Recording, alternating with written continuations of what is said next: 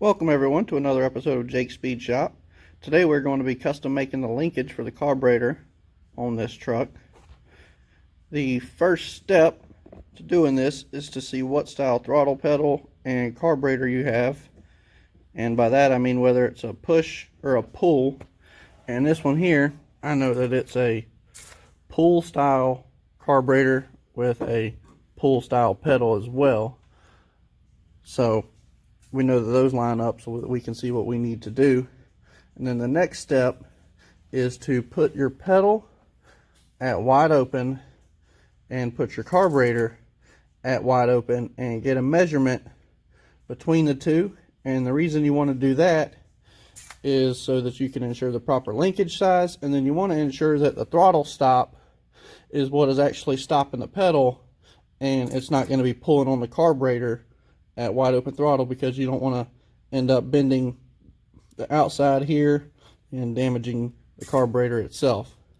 So I've measured this one. I know at wide open it's roughly 10 inches, and so now we can get to making the throttle linkage. So the next step is to decide what you're going to make your carburetor linkage out of.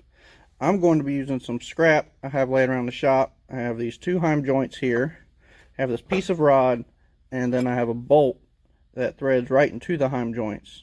And the reason I'm not just welding the two heim joints to the rod is so that I have some room for adjustment if I swap to a different carburetor later on, and just in case I don't have my measurements spot on.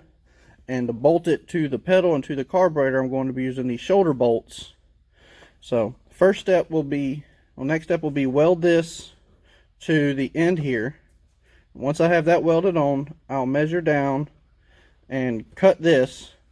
I'll cut the head of this bolt off, and I have this bolt threaded halfway into here, and that gives me room to thread it out and thread it back in. So then once I have this cut down, I'll slide this to where end to end it measures 10 inches, and then I will weld this to this rod. And welding, I will be using a Lincoln 140 MIG welder to get it done. So let me get everything cut up and ready to weld. Alright, now I have everything cut down to size where it needs to be. I also went and cleaned the ends of the material I'm going to be welding and beveled the ends of it. One of the most important steps when welding is ensuring that your materials are clean. Any contamination in there can completely destroy it. So now I'm going to go ahead and weld these up, and we'll see if it fits. So now I have everything welded together. It's 10 inches from center to center. If I was to do this again, I didn't think about this beforehand, heat got in this heim joint, and there's some plastic insert bushing that goes in between the outside and the inside, and it melted that. It doesn't appear that there's much free play in there, so the bushing still works. So I'm still going to run it. So it ain't my prettiest work, but at the end of the day, grinder and paint make me the welder I ain't. So now we'll go and throw it on the truck, make sure it works, and if it fits, then we can pull it off, sand it all up, paint it, and let her ride. Now I have the linkage bolted onto the truck and everything adjusted. You want to make sure that the throttle blades do open up all the way when the throttle is at the throttle stop, so I have done that. So everything is now good to go. All this left would be to pull it off and paint it and make it look pretty.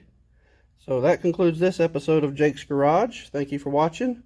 Remember to leave a like and drop a comment on something maybe you would have done differently. Subscribe if you already haven't.